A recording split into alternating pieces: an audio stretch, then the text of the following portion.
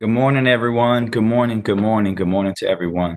Good morning, the April 1st, 2020 meeting of the Board of Estimates. The April 1st, 2020 meeting of the Board of Estimates is now called to order in the interest of promoting and maintaining health and safety as our nation continues to deal with the COVID-19 pandemic. The Board of Estimates will be streamed live virtually. Our top priority is to ensure our city continues to remain reliable, productive while keeping you connected during these times, as we practice social distancing. So we will begin. Madam Comptroller, are there any corrections, additions, or deferrals on the agenda? Yes. A response to, first of all, on pages 40 through 41, items 1 and 2, a response to a protest was received from Bishop L. Robinson Jr., LLC, representing Allied Contractors, Inc. This item is deferred for 1 week. Pages 44 through 45, pages 44 to 45, a protest was received from Harris Jones and Malone LLC. This protest will not be heard. Also on pages 42 through 43, a protest was received from Adina C. Britt. That protest will not be heard because it was received late. Please note that pages 40 through 41, items 1 and 2 will be deferred for 1 week. Also on the non-routine is page 1 and also pages 42 through 43. Please note the following abstentions for the Honorable Mayor Young. Pages 21 through 23, items 3, 4, 5, and 6, pages 46 through 48. Please note the following abstentions for the Honorable President Scott. Pages 21 through 23, items 3, 4, 5, and 6. Please note that there are no abstentions for the Honorable Comptroller Pratt. Please note that the following abstentions for the Acting City Solicitor Dana Moore. Page 17, item 1. Thank you. I can't hear. I said, thank you. I Okay. will direct the board members' attention to the memorandum from my office dated March 30th, 2020, identifying matters to be considered as routine agenda items together with any corrections and additions that have been made by the comptroller. I will entertain a motion to approve all the items contained on the routine agenda. Mr. President, I move approval of all items on the routine agenda. I All those second. Second, all those in favor say aye. Aye. All opposed say nay. The routine agenda items have been adopted. Thank you. The first item on the non-routine agenda can be found on page 1. At this time, Bob Sinemy, the city's budget director, will present the preliminary budget recommendations for fiscal year 2021 to the Board of Estimates. Mr. Sinemy. Good morning. This is Bob Senemy from BBMR. I'm also joined by Henry Raymond, the finance director. And we just wanted to take this opportunity to provide an update on a series of financial issues that the city is facing. We're going to just talk a little bit about fiscal 2020, and then we'll also introduce the preliminary budget for fiscal 2021. So as everybody here knows, the city's fiscal outlook has changed dramatically due to the coronavirus emergency. It's an unprecedented event and there's a high level of uncertainty, but we'd like to give an update to the board on what we know as of today. So first on fiscal 2020, that's the fiscal year that we're in, ending on June 30th. We know that many of our revenue streams are tied directly to economic activity. And so as businesses have closed, as tourism and travel has been discouraged, and as daily activities have slowed really to a crawl, we're seeing projecting sharp declines in some of our revenues. And just a couple of examples, any revenues that are transportation related that depend on people traveling or driving especially, things like garage income, parking taxes, parking meter revenue, parking fines, traffic cameras, those items will all decline for the fourth quarter of fiscal 2020. Second, anything that's visitor or tourism related, we're seeing sharp declines. So think of things like hotel tax, convention center receipts, and admissions and amusement tax, which is a tax on events. We expect all those things to see sharp declines in the fourth quarter.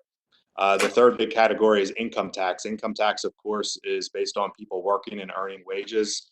And with many people in the country filing for unemployment, we feel like that will be also affected. Overall, we have written down our fiscal 2020 projection by $68.7 million. So we're expecting revenues to be down by $68.7 million versus what we had projected at the end of the second quarter. That would put the city in a deficit position for the general fund.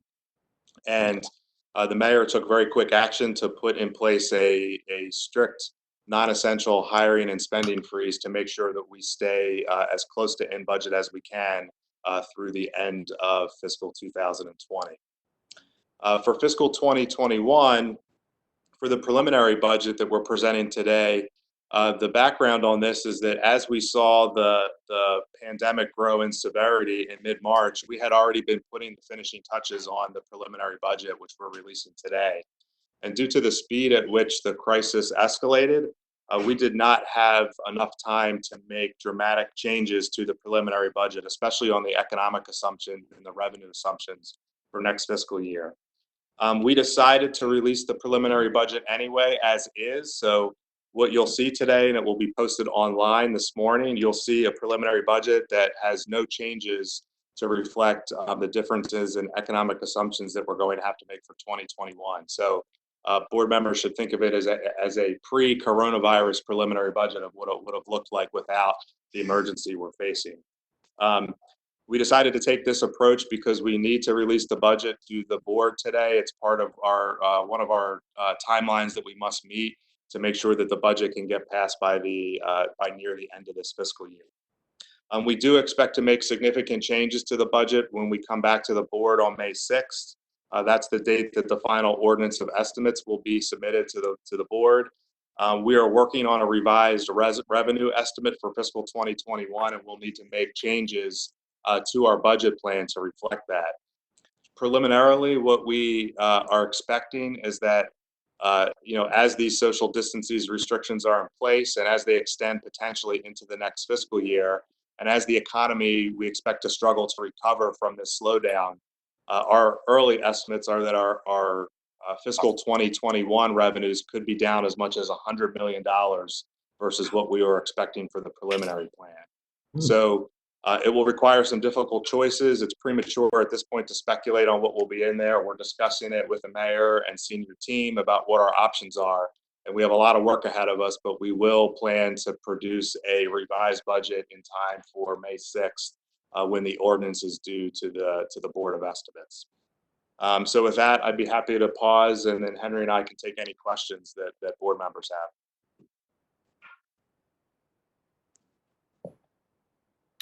have. Yes, I actually have one for you, Mr. Sinema. Do you expect you have a timeline from when you'll come back to us with change projections or changes to the budget that you're going to be presenting? Sure. So for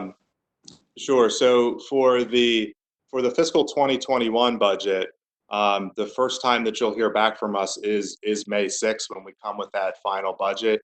The work that has to be done over the next month is that we have to make decisions about what will change in the budget, and then BBMR and my team and our staff will have to put the publications ready together to get it ready for a submittal on May the 6th. So that's a really tight time frame. So really that early May will be the first time you hear more on the fiscal 2021 budget, just because of the circumstances.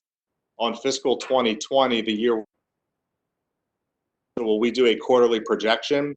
And so we did a revised second quarter projection to reflect what's going on currently. We'll also plan to, as normal, do our third quarter projection, which will be based on data through the end of March. So our staff will start working on that over the next couple of weeks. And then as usual, we'll present that data to the city council. I would expect usually those hearings are about a month and a half after the end of the quarter. So I would expect mid-May or so, we would be ready to present the fiscal 2020 picture, and that'll give us an idea of what we're seeing in reality on revenues and how our spending has changed because of the emergency.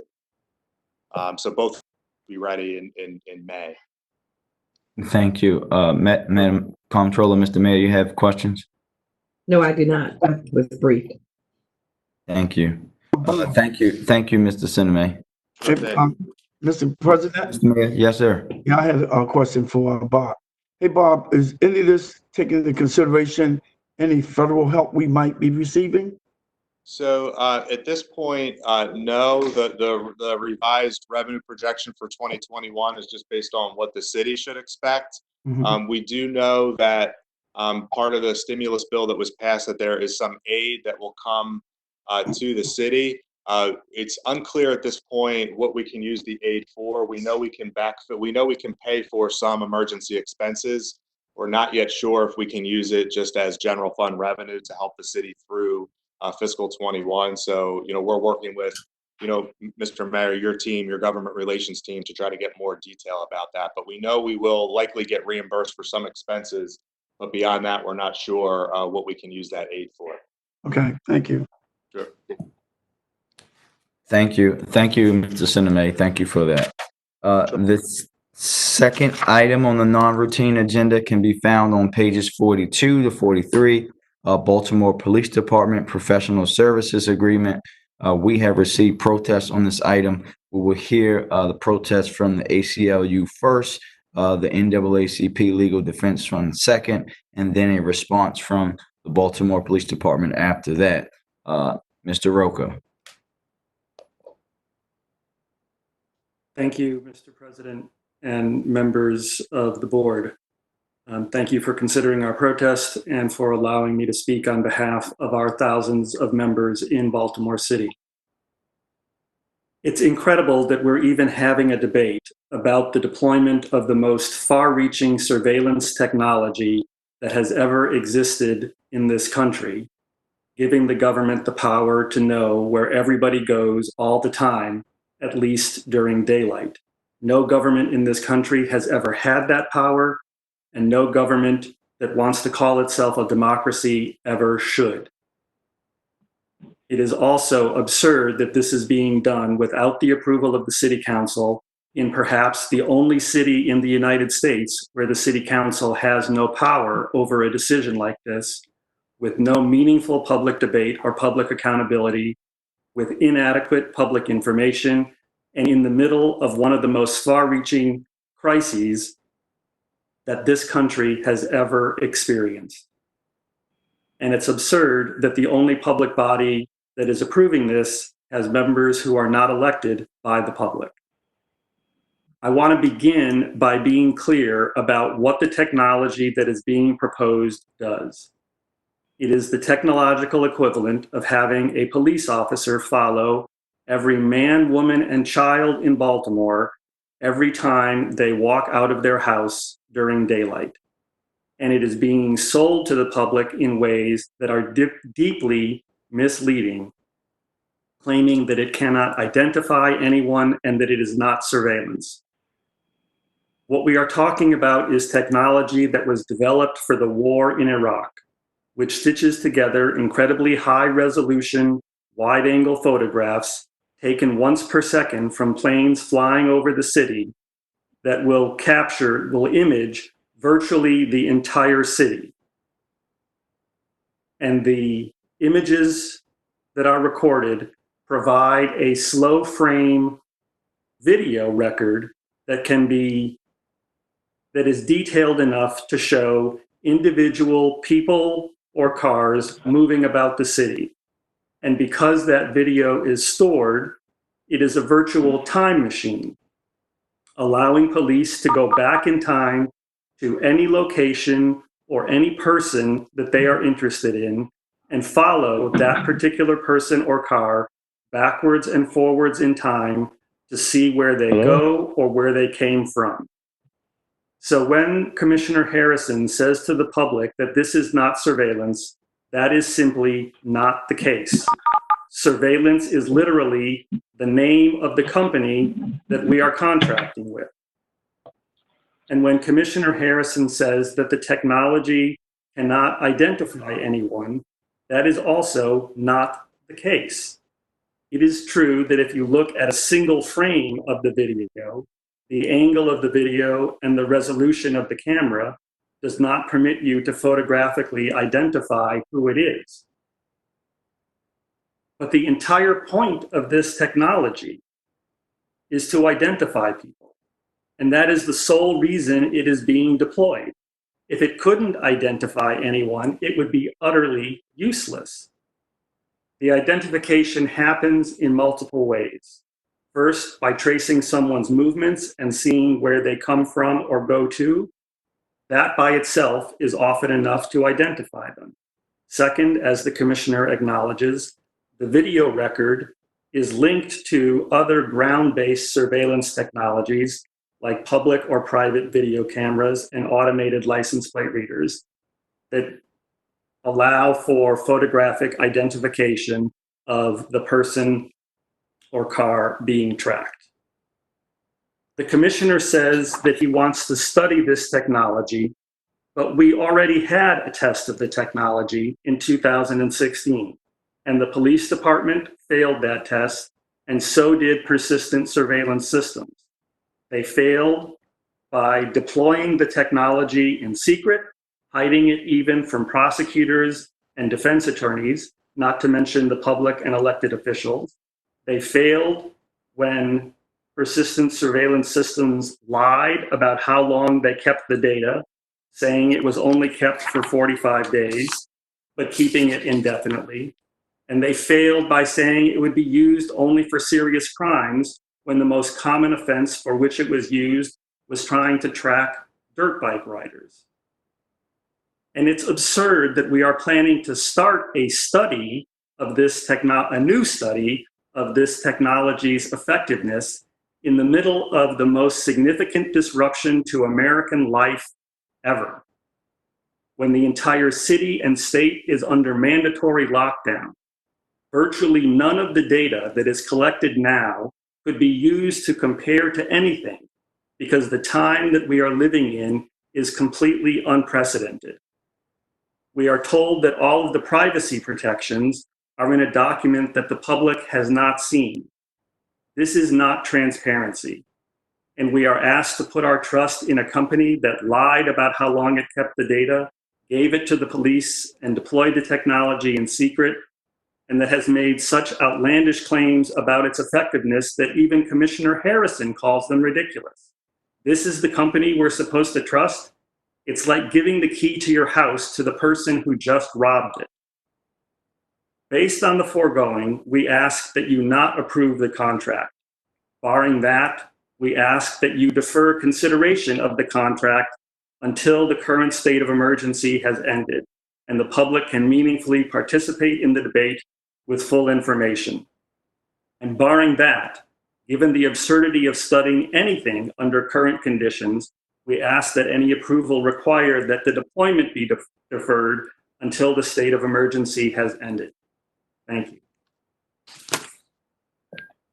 Thank you. Now we will hear from the NAACP Legal Defense Fund.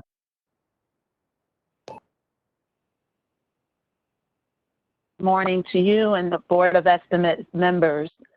On behalf of the NAACP Legal Defense Fund, my name is Monique Dixon, and I serve as the Director of State Advocacy and Deputy Director of Policy.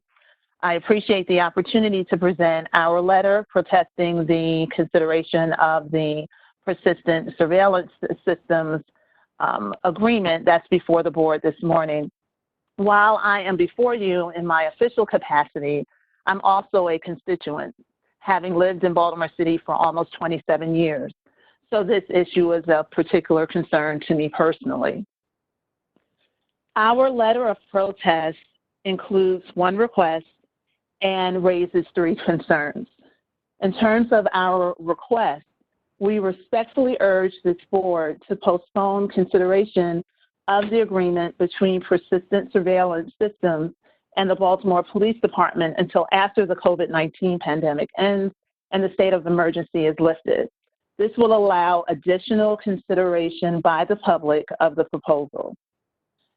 Our concerns are threefold. First, the aerial surveillance program is untested. Second, it is unlikely to build public trust in a city with a history of racially discriminatory and otherwise unlawful policing. And third, the pilot raises constitutional questions that have not been fully addressed. I will present our requests and concerns in turn. First, as to our request for a postponement, as has already been said throughout the course of this meeting this morning, we are in the midst of an international public health crisis. City government has essentially shut down. Events have been postponed in the city and all over the country as we grapple with this crisis and as we mourn the death of 24 individuals here in Maryland. We're under stay-at-home orders. Many of us, for the first time, are homeschooling our children or caring for elderly parents while we're also teleworking, even if we are fortunate enough to have a job that will allow us to telework. With everything that's going on, now is not the time to push through a proposal as controversial as the aerial surveillance program. Many people are interested in this, but simply do not have the capacity to chime in, provide comments, to ask questions as they would have if we were not under this incredible, unprecedented public health crisis. Another point I'd like to raise is during the Facebook Live meetings hosted by Commissioner Harrison, he mentioned that a proposed measure of success for the pilot is public support.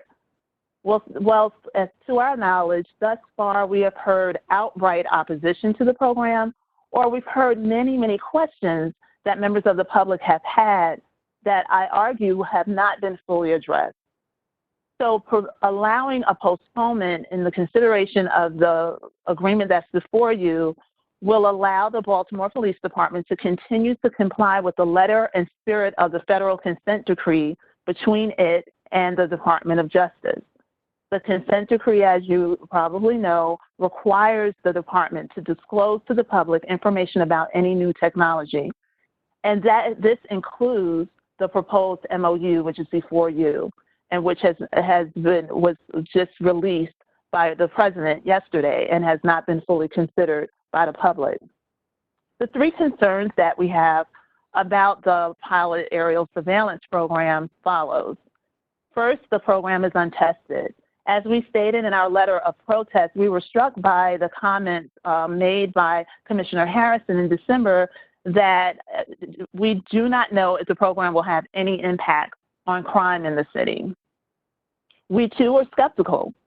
We're unaware of any successful crime reduction track record of the persistent surveillance systems. This essentially would be an experiment in a city that deserves better. We deserve public safety strategies that are proven effective, not an experiment. Additionally, this experiment will do little to build public trust in a city with a history of racially discriminatory and otherwise unlawful policing practices.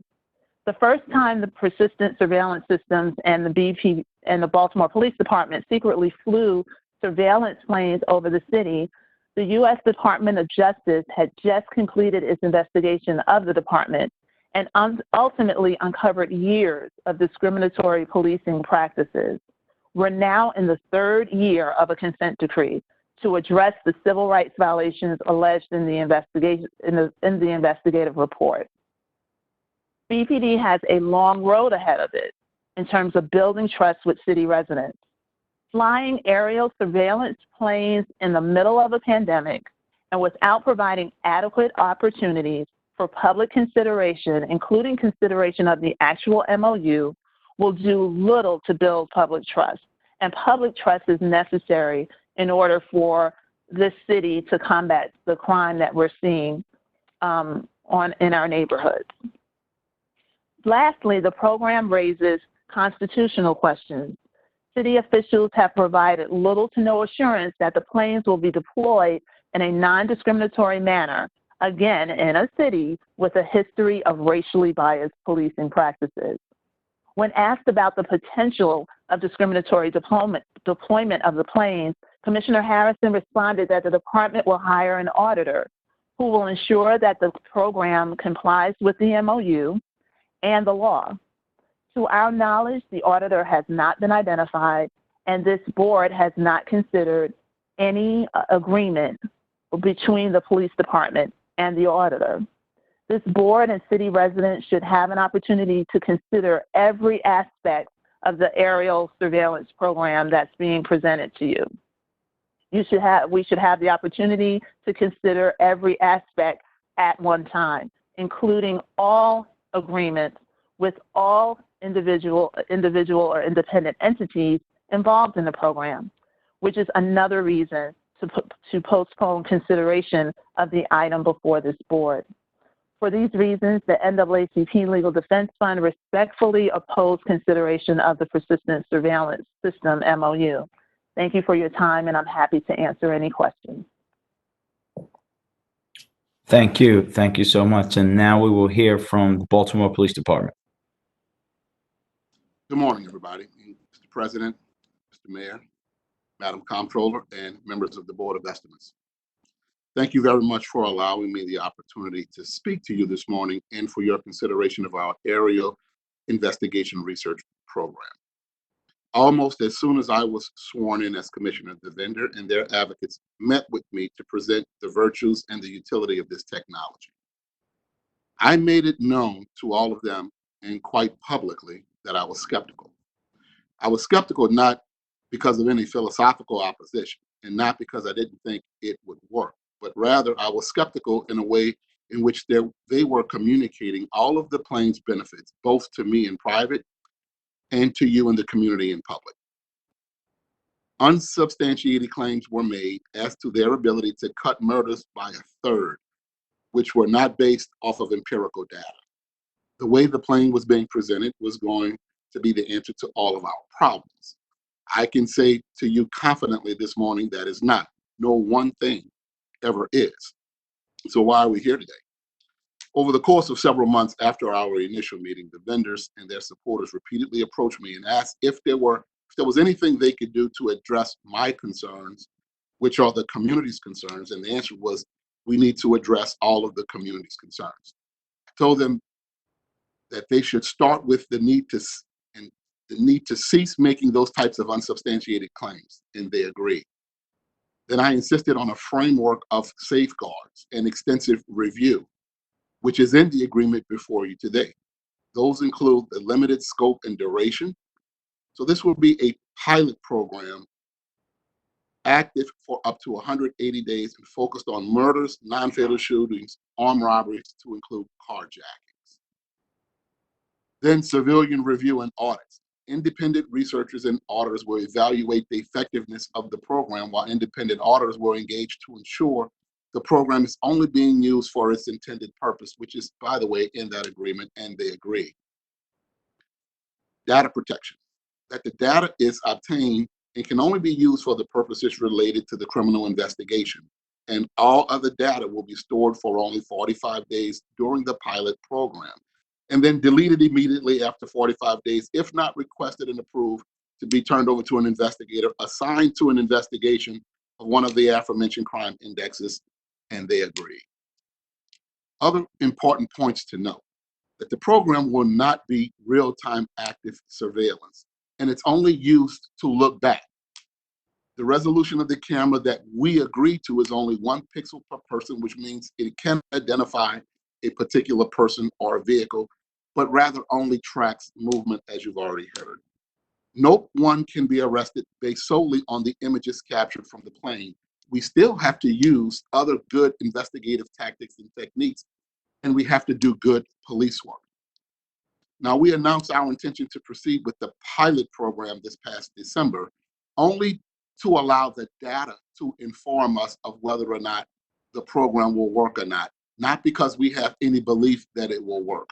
I've said that repeatedly, and I'll say that again today. Since that time, we received the necessary approvals from the consent decree monitors, Judge Berdar, and the U.S. Department of Justice, because we did our due diligence as the consent decree calls for by bringing new technology to the Department of Justice. The requirement is that we stay within the confines of the consent decree and we do not violate any of the terms of the consent decree. We also work with and receive the support of our law enforcement partners, including the U.S. and our state's attorney. We held an in-person and 2 online public education sessions, and I'd like to submit this letter of support of our Baltimore's clergy who wish to see this program move forward. It is a letter from the United Baptist Missionary Convention and its auxiliary for the state of Maryland, Incorporated. And it reads, Dear Commissioner Harrison, United Baptist Missionary Convention and auxiliaries of the state of Maryland is comprised of more than 100 churches across the state. The community surrounding many of our churches are impacted by violent crime that impedes the quality of life of our members and its residents. We are aware of the desire of the Baltimore City Police Department to become the first department in America to research the efficacy of aerial surveillance. Therefore, pending before the Board of Estimates is a request to adopt aerial investigative research, promoted and funded by the Honor Foundation. We, the undersigned faith-based leaders, support the research and fact-finding tests of air under the condition that Morgan State University has an independent research role in evaluating the program. Signed sincerely, Dr. Cleveland T.A. Mason, and there are other faith leaders of other faith reformations that are the undersigned. Representing the Islamic faith, Iman Earl El Amin. Then we have Bishop Dennis Proctor, Bishop James L. Carter, Dr. Alvin C. Hathaway Sr., Reverend Dr. Beryl Whipple, Reverend Dr. Harold A. Carter Jr., Reverend Dr. Terrace King, Reverend Dr. Reginald Thomas, and Reverend Dwayne Simmons. So I believe that we have worked diligently to present you a program that is balanced and well thought out. I fully appreciate that the opponents of this program, including 2 organizations that have filed protests against this agreement, have fundamental and philosophical beliefs against this type of technology. While I understand their viewpoint, honest minds can disagree. These differing viewpoints are not solely isolated to this plane and extend to many other technological tools BPD uses every day. Our virtual online community education presentations will air once a week on Charm TV for the next 8 to 10 weeks. And so far, we received over 7,000 views of our online community education presentation, which far exceeds what we would have had if we were done in-person meetings. But that is the purpose of the pilot program, to make an absolute determination if the plane will be yet another effective tool. I and my staff who are here today look forward to answering your protests and your questions. And so thank you for allowing me to speak to this matter. My concerns have been addressed in the document before you, which is only in draft format until approved today. And I respectfully request that the board ratify this agreement. Once again, thank you very much. Thank you, Mr. Commissioner. And I'll start with some questions that I have, and I will start with your last comment about the public input. So on page 20, I believe it is, no, I'm sorry, 21 of the agreement, it talks about, not 20, hold on one second. It talks, you have a portion of 23, you have a portion of this document talks about public education, BPD, and the contractor intend that there is full transparency and public awareness of his project and its result. And we know that amidst this public health crisis where people aren't outside and we can't have meetings in public, and we know we're in a city where so many residents in the city of Baltimore do not have access to internet. For example, 39% of the homes in Sandtown, Winchester, one of our neighborhoods with most violence, 38% in Pimlico, 35 in Southern Park Heights, Cherry Hill, and Druid Heights do not have access to internet. Couple questions to that. One, how do you guys feel as though the Facebook Lives are will suffice, knowing those kind of that data and knowing that kind of information, but also have you guys track back to see, because I follow, you guys on Facebook and on social media, and a good portion of the Baltimore Police Department's online following are not city residents. Have you guys done the data tracing to see where the views came from? Were they Baltimore City residents, people that actually are going to be impacted by this? The answer to that question is we have not tracked whether the viewers on the online presentation were in fact or not in fact Baltimore residents. However, that's why we are going to air the community education on Charm TV. There are always opportunities for people to send in questions to us or to to communicate with their elected council members who can forward questions, as happens every day by virtue of me communicating with all of the council members who have questions on behalf of their constituents. And we will do everything within our power to make sure we can have access to the people who don't have internet access by virtue of their neighborhood associations, by way of their faith leaders, by way of their elected officials, both state and local leaders. And so we have ways to get information from people who otherwise didn't have it through the internet. Well, Mr. Commissioner, thank you for that. But I think that also we have to be mindful that amidst this, people are not communicating, right? They're not having community association meetings. And we know that the council was not even briefed about this MOU until over the last week. And they have no council member other than me has any say so in this pilot program. So I think that if we were talking about this program as you guys, and that's my next question, as you initially proposed it, and we know we're in a public health crisis that no one could have seen coming, there would have been meetings around the city. But right now, people don't have the ability or even know to the great extent that this is happening because everyone is focused on COVID. So my second question to you is, what sparked the move up? Because originally you guys said that this was going to try to do May, and now what sparked the acceleration of the time frame? Well, number one, we still have high levels of violence that are crimes of premeditation, crimes of passion, and not necessarily crimes of opportunity, like property crimes and other low-level offenses.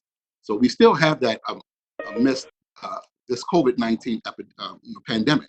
That's number one. But number two, we're able to do more than one thing at a time. This actually can serve as a force multiplier for the police department, and perhaps could be used as an investigative tool while we're practicing social distancing, because detectives are not being close to one another, and we're in this COVID-19. This could be a force multiplier that could actually help us track where violent offenders and suspected perpetrators are going after they commit crimes. This is only an investigative tool. Once again, I was skeptical in the beginning. I remain skeptical, but I'm open to the idea of a pilot program only to allow the data to be used. This does not require any further policing manpower because we, by virtue of our agreement, have removed ourselves from the program. The program has analysts hired by the vendor that download the data, and then upon request of a detective who's assigned to an investigation, the investigative packet would be handed over to the detective. So it doesn't require any more policing services or any more energy given out by the police to accomplish this. This actually could make it easier for us, if done correctly, to investigate while we're working in a pandemic and an international crisis. We acknowledge that we're in an international crisis. And by virtue of us using this online portal to communicate now, demonstrates that we can continue to work in spite of a pandemic. We didn't shut down, and we believe none of the other policing services need to shut down, but rather this very well could be an enhancement. We're not advocating that it works. We're advocating that we will let the data tell us that, and we'll let independent researchers speak on behalf of the program. And if it doesn't work, you have my commitment that we will ground the planes. So great, thank you. And we all know, and as I spent an hour with your members of your senior team yesterday, that focusing in on this epidemic of violence in Baltimore amidst a global pandemic of health proportions for COVID-19 is my top priority. But right now, more than ever, in my opinion, while we're doing this, we have to be focused on things that we know absolutely work. And just a couple extra questions for you. So before, when we had this and we had you testify in front of the city council, you testified that there was no evidence that this helped with any cases. What will be different about it this time? And also, is any other major city doing this? To my knowledge, no other major city is doing this. And what's different is we're not using this with any expectation that it will work. We are only going to rely, that's why we call it a pilot and use it as a pilot. And yes, if you want to use the words experiment interchangeably, that's fine, because that's what it is. And we will let the data speak for itself, but we will let independent researchers validate that and then report that out to us and to the community. we will only be guided by the data. And so we're not saying that this will work, and we're not doing it the way it was done. We built in safeguards and precautions to remove the department from any hands-on with the program, and built in safeguards to tell you, the public, what it is, what it is not, what we will do, and how we will do it, and let the research partners and auditing report out on whether or not we followed the rules that we agreed to. And so I'm open for a pilot program. And yes, I'm an evidence-based chief. I believe in evidence-based program. We're building our focused deterrence model as we speak to go out and identify the subset of bad actors who are committing violent crimes, to give them a pathway away from violent crime, and to have good, comprehensive investigations to remove those who choose poorly. We are working on evidence-based programs every day, but this is a pilot to determine if it will work. It is not something that we're deploying because we think it works, and we will be guided by the data. And that's the purpose of the independent researchers and trusted names that you, the community, trust, whether here in Baltimore or anywhere else in the country, so that you're not relying on me, the police commissioner, to tell you that it works. So I want to follow up on that. A couple questions. One, is the impact of the plane race neutral? We know that racial equity is the law of land in Baltimore, and even though the police department does not have to follow that as a state agency, this board does. If you're asking, is it race neutral? Well, we're looking at the people who are actually getting killed, the people who are suspected of killing other people, and how we slow that down. And if this is something that could work, if we built in the safeguards and we built in the concerns that the community would have to protect against abuses, then why wouldn't we try something that has never been used if it had the ability to inform us whether it would work or not? And so, yes, we are always looking at race, but we want to look at what will work and figure out how we can best serve the people of Baltimore. We are here to serve and protect everybody. And though race is a top concern, we don't ask the question. We help everybody. So thank you for that. I will take that as an inclusive answer. To your point about evidence based, this plane relies on partnering up with our existing CCTV camera and other technology like LPRs. And to my knowledge, we are still in desperate need of upgrades to our CCTV camera system. And we, as you know, you and I talk about this consistently, we still are not at the level of LPRs, especially actually on the back of police cars that we need to be. Can you talk about where our CCTV camera system is? Because what we hear consistently, we know that some of them are down. We know that a lot of them are still old and grainy footage. Because for me, when you think about something that's going to be used, this plane will be used, and we'll have to, as you know, as you said, this is a investigation tool after something has happened, and we're going to be using those cameras to trace back. And we continuously talk about how many of them are down and need to be upgraded. Having the plane without having the serious upgrades into CCTV and LPR and things on the front side, it's a lot like, in my opinion, buying a car with rims and the engine being faulty. Well, we've all acknowledged that there are times when the cameras are down because they are in need of repair. Some of them are older generation models that need to be upgraded, and we brought that to the city's attention, to the council's attention. There's not been any extra money given to us to fix them, but yes, we've acknowledged that from time to time they are down.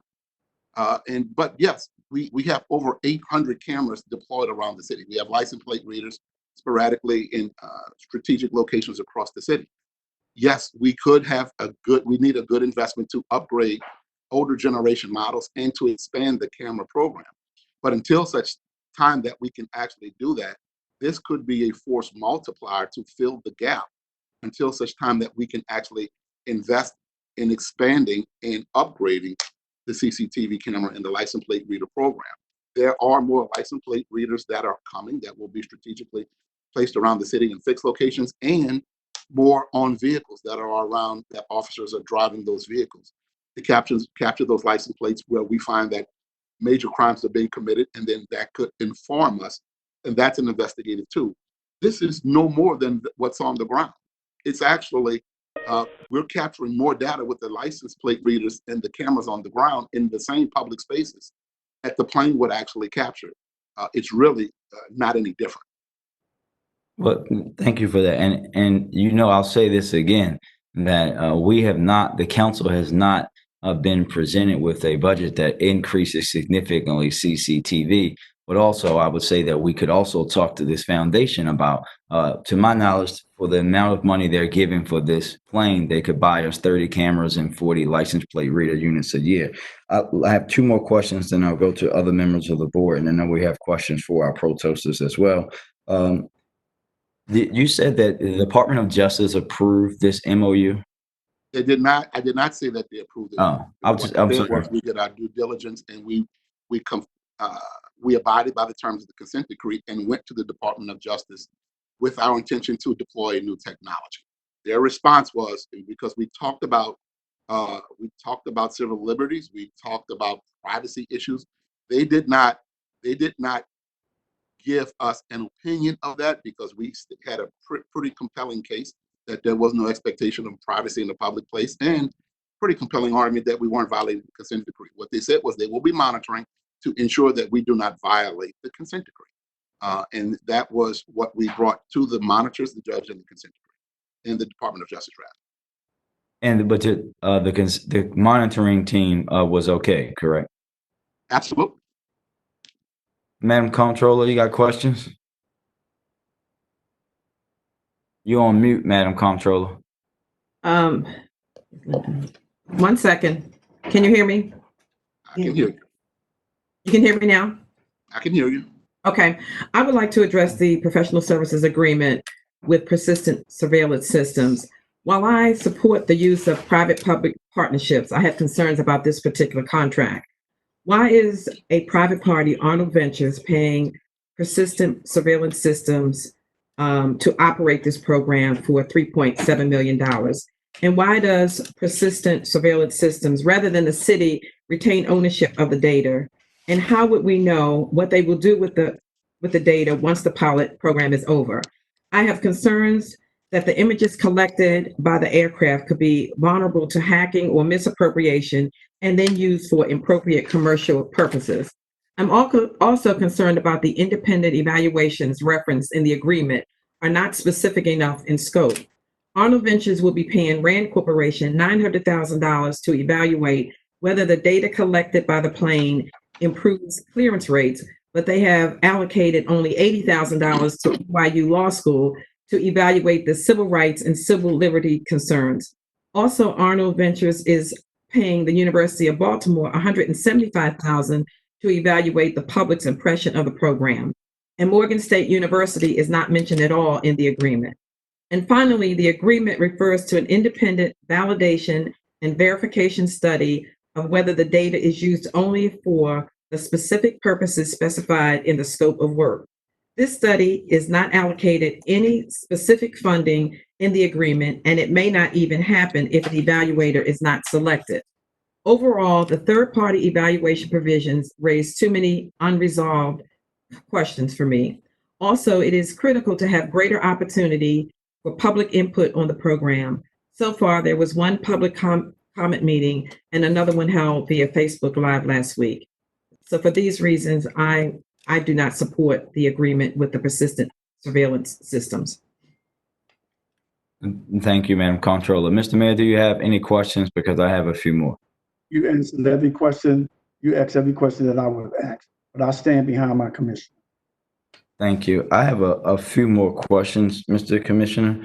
When we had the program in 2016, the first time, were there any cases for homicide, shooting, or murder or robbery that were solved because of the use of this plane? When this was here in 2016, while I certainly, I wasn't here when it was here, I think there was only one crime of violence that arrived at some solvability. And I do not have any information because there was poor data being kept. There was poor coordination, collaboration, and communication. That is why we did our due diligence to build in the safeguards and precautions in make the vendor agree to those so that we can safeguard against what happened in 2016, and that we could be clear and transparent to the community about how this will work, how it won't work, and the results of it will be studied by local and national research experts and then presented out to the community from them, not from us. And so I believe the way we went about this was thoughtful and careful to take into account how it happened in 2016 and what led us to this point today. Thank you. Thank you, Mr. Commissioner. I want to ask a couple questions of the folks that are protesting. I want to ask both the ACLU and the NAACP Legal Defense Fund. They brought up questions around the constitutionality of this. Could you guys expand upon that a little bit, and what violations of the Constitution you think that this program will go through? Yes, thank you. The commissioner said, and Mr. McNutt, the owner of Persistent Surveillance Systems, has repeatedly said that this technology is perfectly constitutional because nobody has any privacy interest in what they do in public. But that is simply not the current state of the law. The United States Supreme Court, almost in 2007, the United States Supreme Court recently held in U.S. v. Carpenter that when the government acquires third-party movement tracking data, that constitutes a search under the Fourth Amendment requiring a warrant. And that is precisely what this technology does. So I think the cases that Mr. McNutt has referred to are cases involving photographs of particular people at a particular place at a particular time. And those cases have nothing whatsoever to do with what this technology is, which is creating a video record of everywhere that everybody goes all the time during daylight. This is exactly like, actually, it's even worse than what was at issue in Carpenter because it's tracking everybody all the time. So I think as to constitutionality, the law is clear, and I think it's clear that this is not constitutional. Thank you. Does the NAACP? Yes, ma'am. Yes, the one thing I would add, I agree with what Mr. Roper just shared, but we are all, in addition to what he shared, we're concerned about violations of the 14th Amendment of the U.S. Constitution and of civil rights laws for a potential deployment of planes in a racially disproportionate way. So, you know, there are numerous constitutional violations that we are concerned about, and just feel strongly that it hasn't been fully debated and explored through this pilot program. Mr. President, can I add one more point on that, on the point that Ms. Dixon just raised in terms of the racial impact of this technology? Because this technology relies on the ground-based cameras significantly to help identify people, and indeed supercharges the effect of those ground-based cameras, it's important to recognize that those cameras are not distributed in Baltimore in a racially neutral way. They are overwhelmingly located in Baltimore's Black and brown neighborhoods. And so the racial impact of this technology is significant. And I think that's important to remember. May I comment on that, Mr. President? Sure. While that's a true statement, it lacks a lot of context because the cameras were placed strategically based on incidents of violent crime over time. And while that may coincidentally be in some of Black and brown neighborhoods, it is about the crime over time that determined where the cameras were placed. That's where they're placed in cities that deploy that technology. But here in this city, there are cameras in neighborhoods that are not brown and black neighborhoods. And some of the neighborhoods don't have violent crime, but rather are there to protect the people who live, work, and visit here in Baltimore. And I'd like Lisa Walden, my chief legal advisor, to weigh in on this also, because we have done our due diligence around constitutionality. And what we've heard is that there are constitutional concerns, but no specific examples cited. So if I'd like Lisa to kind of come in representing the police department, she's our chief legal advisor. Yes, thank you, Commissioner. I'm Lisa Walden. Good morning, everyone. I'm the chief counsel to the police department. I think to sort of set the stage here, it's important to point out, as Commissioner has, that this pilot program was assembled with a great deal of thought and care, and legal compliance was a part of that at the Commissioner's behest from the very beginning. I have looked at the program closely and the relevant legal issues surrounding it, as has Acting Solicitor Moore, as have both of our predecessors, as have external private law firms. And the consensus is that, in fact, we're on good constitutional ground here. Now, I've heard today, we haven't gotten into a fully articulated legal argument as to this program, and I don't know that this is necessarily the forum for that, but at the end of the day, I've heard two arguments, essentially, one arising under the Fourth Amendment as to whether or not this is a search requiring a warrant. And you've heard my colleague at the bar, Mr. Roca, reference the Carpenter decision. I have to respectfully disagree with his assessment that this is controlling precedent on this issue. Carpenter was a case related to cell site location information. And the opinion there pointed out that that information was collected providing over 100 locations of a cell phone owner per day in both public and private places where that person was located, and that this continued over 127 days continuously surveilling a single individual, and that this constituted a detailed, I quote, detailed, encyclopedic, and effortlessly complied history of their movement and tracked them effectively for that extended period of time. That cannot be said for this program. In fact, this program operates only intermittently. It operates in a manner that requires a great deal of labor to distill the data down to usable information. So it is, to my mind, entirely distinguishable from the Carpenter case. Rather, this seems more in line with the number of Supreme Court cases and the Fourth Circuit cases that have uniformly held that various versions of aerial photography and surveillance, in fact, do pass constitutional muster. So we do feel that the department is on good constitutional ground here in proceeding with this program. Oh, and forgive me, the second item that has been raised by my colleague, Ms. Dixon, the question of whether there could be racially discriminatory impacts depending on the manner in which this tool is deployed. I would just say that, the way the program has been outlined would not have those types of impacts.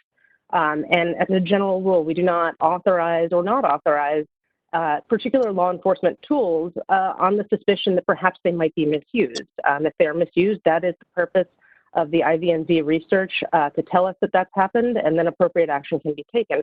But in the first instance, we don't give or not give the police department a tool on the basis that if it was misused, it could have negative impact. Thank you. Thank you, everybody.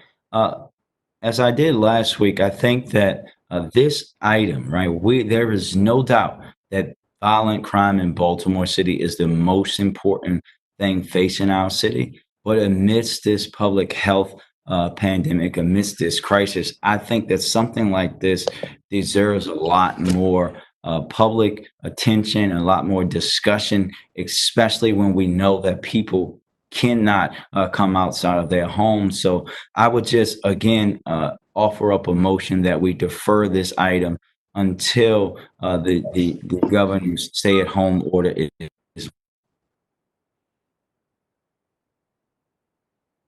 I second that. All those in favor say aye. Aye. All opposed say nay. Nay. Motion fails. Okay. Let's see. I will. Mr. President, Oh, yes, sir, Mr. Mayor, go ahead. Lisa, you cannot vote. Only members of the Board of Estimates. So Matt, myself, and Dana need to restate the vote. No, it wasn't Lisa. Sir, That was I did not that was vote. Dana, Mr. Mayor. Okay, I thought I heard somebody. No, sir. Thank you. Okay. Well, with that, I will entertain a motion. Mr. President, this is Dana Moore. I move that the protest, though well-written and very well presented today, I move that the protest be denied and that we move forward to voting on acceptance and approval of the proposal. I second. All those in favor say aye. Aye. All those Aye. say nay. Nay.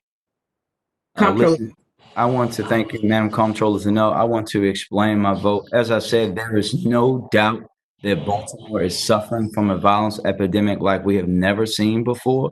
Baltimoreans are hurting and fearful of what continues to happen on our streets of our city each and every day and each and every night. So I understand why communities continuously who experience this trauma of losing loved ones will reach out to anything they think might provide some relief.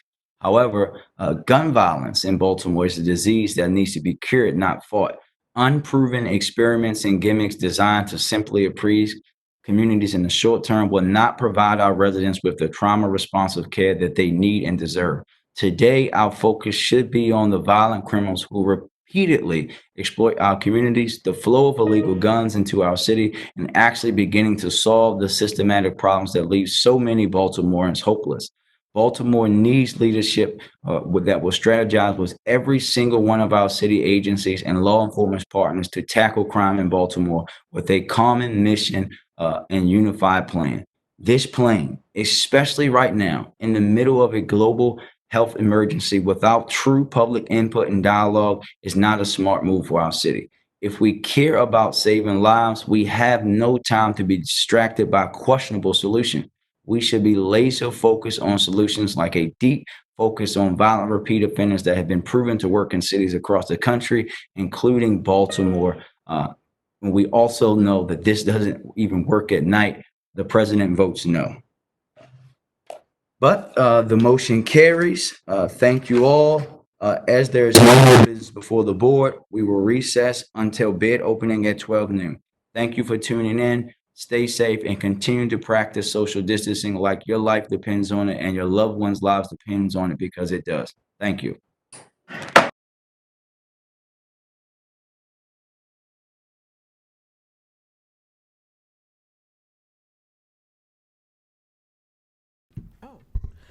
Good afternoon. The Board of Estimates is now in session for the receiving and opening of bids. In accordance with the directives of the mayor and the governor prohibiting gatherings of more than 10 people as part of the overall effort to limit transmission of COVID-19 virus, the Board of Estimates is conducting bid openings remotely.